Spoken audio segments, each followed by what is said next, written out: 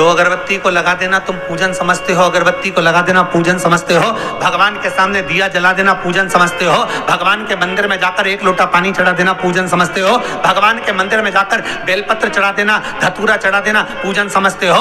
ये पूजन नहीं है। भगवान के मंदिर में जाकर एक क्षण बैठकर उस परमात्मा से दिल की बात कह देना। भले तुम कुछ दिया लगाओ ना लगाओ, अगरबत्ती लगाओ ना लगाओ, तुम भगवान पर जल चढ़ाओ ना चढ़ाओ, बेलपत्री चढ़ाओ ना चढ़ाओ, पर मंदिर में जाकर, अर्थात मंदिर नहीं भी गए हो, अपने ही घर में रहकर अपने हृदय को साफ कर लेना, निर्मल कर लेना, और किसी के प्रति भेदभाव नहीं रखना, किसी के लिए अपशब्द नहीं कहना, किसी के लिए ताना नहीं देना, किसी के लिए गाली नहीं देना, किसी के लिए आड़ा टेढ़ा ना कहना। ये पूजन से बढ़कर भी पूजन है साहब। आपके घर में जो दीपक होता है, दिया जो आप प्रज्वलित करते हो, तेल का दिया अगर आपको लगाना रहता है तो वो दिया अलग ही रखें। घृत का दिया अगर आपको लगाना है तो वो अलग ही रखें। घृत के दिए में तेल का दीप नहीं लगाना चाहिए और तेल के दीप में घृत का दीप नहीं लगाना चाहिए। कई लोग कहते हैं, कई लोगों का एक प्रश्न रहता है, महाराज जी गुरुदेव हमारा इतना सा कहना है कि हम मंदिर जाते हैं, रोज दिया लगाने जाते हैं, हम भगवान को रोज दिया लगाते हैं, पर एक बात समझ में नहीं आती, हमारे सालों निकल गए दिया लगाते लगाते, उसके बाद भी मैं दुखी क्यों, भगवान ने मेरे क्यों नहीं सुनी। जब उस चोर को भगवान ने कुबेर बना दिया, केवल उसका कपड़ा जलाया, और मैंने इतने सालों से दिया लगाया, क्या भगवान मेरी नहीं सुन रहा?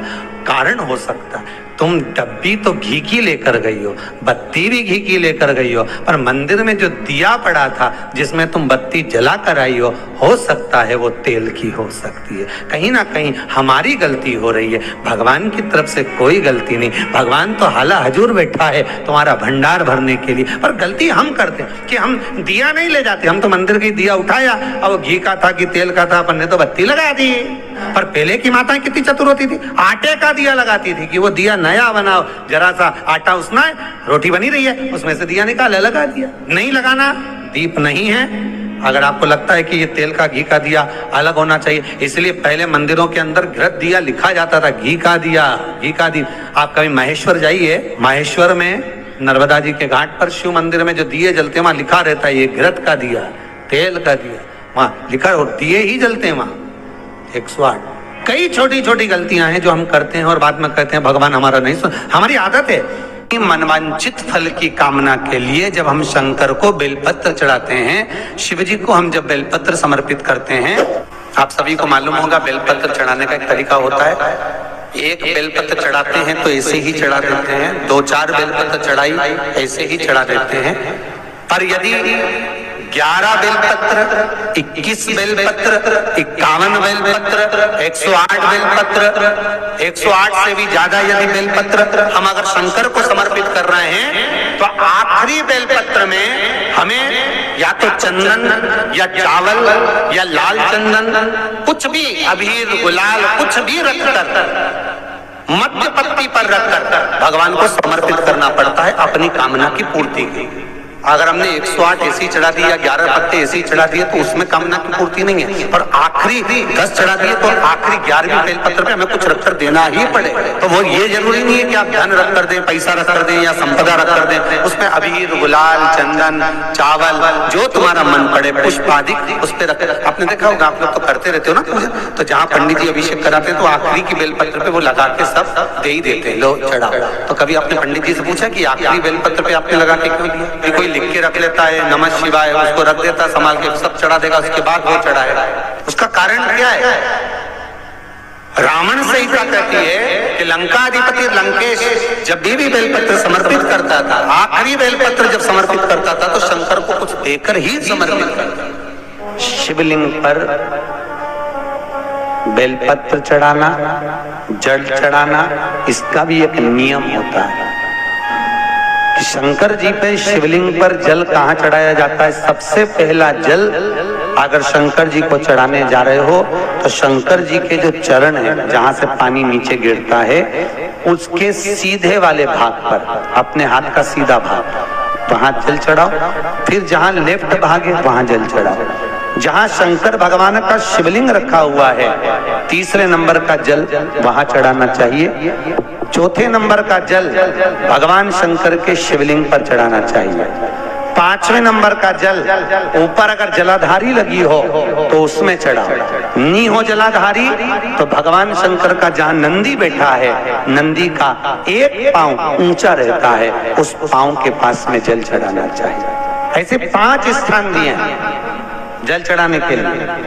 शिव जी का स्नान कितनी चीजों से होता है? 5 चीजों से। पंचामृत, दूध, बोलते जाओ, दही, फिर घी, शहद, फिर शक्कर। ये 5 चीजों का प्रमाण क्या है? शास्त्र कहता है दूध चढ़ाने से घर में संतान की वृद्धि होती है। दही चढ़ाने से भगवान शिव के, अगर शिवलिंग पर हम दही चढ़ाते हैं, उससे परिवार में प्रेम बढ़ता है। क्या बढ़ता है? प्रेम। फिर घी चढ़ाने से हमारे घर से रोग दूर होता है। शहद चढ़ाने से, भगवान शंकर पर जो शहद चढ़ाया जाता है, वो चढ़ाने से घर में संपदा की वृद्धि होती है। और 5वें नंबर पर भगवान को शक्कर, खांड जो आप जानते होंगे, शक्कर आदि पिसी हुई चढ़ा देने से, शिव जी को चढ़ाने से हमारे घर के बच्चे जिद्दी नहीं होते। हिंदू धर्म की रीति है, जिस पात्र को हम जल चढ़ाने लेकर जाते हैं, उस पात्र में भगवान के चरणों का जल लाते हैं, खाली पात्र नहीं लाते। क्या लाते हैं? भगवान के चरणों का जल। उस चरणोदक को लेकर आए, घर में रखा, सबने अपने नैनों में लगाया, हृदय में लगाया, चित्तवृत्ति में लगाया। खाली पात्र हम लेकर वापस नहीं आ रहे हैं। शिव मंदिर में जब जब जाओ, जल चढ़ाने के लिए जाओ, पात्र तुमने शंकर जी को पूरा पानी चढ़ा भी दिया, तो शंकर के चरणारविंद का थोड़ा सा जल पात्र में डाल के, भले 2 बूंद लाओ, 4 बूंद लाओ, इतना सा लाओ, पर लाओ और उसको पूरे परिवार के नेत्रों में जब लेकर आए हो चरणों तक तो लगाओ। पर खाली पात्र नहीं लेकर आना। खाली पात्र लाने में ध्यान दीजिए, जब आप पूरा जल समर्पित कर देते हैं, जल समर्पित भी पूरा करना है। भगवान को चढ़ा रहे हो तो पूरा समर्पण होना चाहिए, पूर्ण समर्पण। इसलिए शंकर भगवान को अधूरा समर्पण नहीं, इसलिए श्रीफल भी पूर्ण चढ़ता है। शंकर जी के मंदिर में श्रीफल नहीं फूटता, पूर्ण श्रीफल। बेलपत्री भी पूरी, चावल का दाना भी चढ़ेगा तो आखा, फल भी चढ़ेगा तो आखा, फूल भी चढ़ेगा तो आखा। भगवान को कोई चीज खंडित नहीं चढ़ती। शिव जी को जल भी चढ़ेगा तो पूर्ण। जिस जल को चढ़ाने के लिए लेकर गए उसको बचा कर नहीं लाना है शिव मंदिर में से, संपूर्ण। हाथों की आदत रहती है, और आपने भी गलती करी होगी, गए होगे, चढ़ा कर भी आए होगे, पूरा पानी भी उंडेल कर आए होगे, चढ़ा भी दिया, छोड़ भी आए, पर लेकर नहीं आए होगे। कई लोग गलती कर जाते हैं और फिर बाद में कहते हैं हम तो इतने साल से पूजन कर रहे हैं, भगवान हमारी सुन ही नहीं दिया। तो भगवान के मैं तो तैयार बैठा, पर तू नवा के चली जाए, लेके तो कहीं जाए नहीं। तो भगवान थोड़ी ना कहेगा कि तू मेरे पास में आए तो मेरे चरण की रज लेकर जा। भगवान थोड़ी ना कहेगा कि मेरे पास में आकर तू ये लेकर जा। भगवान तो कहेगा मेरे पास में आया है, मांगना कुछ मत, बस मुझे जो स्नान कराया है, मेरा चरणोदक लेकर जा, छीट दे पूरे घर में, संपदा भरना मेरा काम है। जहां मेरी चरण की रज पहुंच गई, वहां संपदा स्वतः पहुंचती है, मैं वहां पहुंच जाता हूं। तो चरणों तक ले जा। पर लोग ले जाते हैं, पूजन करते, कलश भी उंडेलते, जल भी चढ़ाते, पर आते समय खाली लेकर आ जाते। भगवान को इतना बुरा लगता, मेरे दरवाजे से खाली जाए, मुझे कितना बुरा लगेगा। जो आए वो भर कर जाए, भले 2 बूंद लेकर आओ, पर उसमें चरणों तक थोड़ा सा लेकर अवश्य आए। उसी तरह जल चढ़ाने के बाद हम जब लेकर आते हैं पात्र के अंदर, ये उसमें उसकी बरकत है। तो दोस्तों, वीडियो आपको अच्छी लगी हो तो वीडियो को लाइक करें, चैनल को सब्सक्राइब करें, हमारी वीडियो को शेयर करना बिल्कुल भी ना भूलें। मैं आपसे मिलती हूँ अगले वीडियो में, तो तब तक के लिए अपना ध्यान रखिए और खुश रहिए।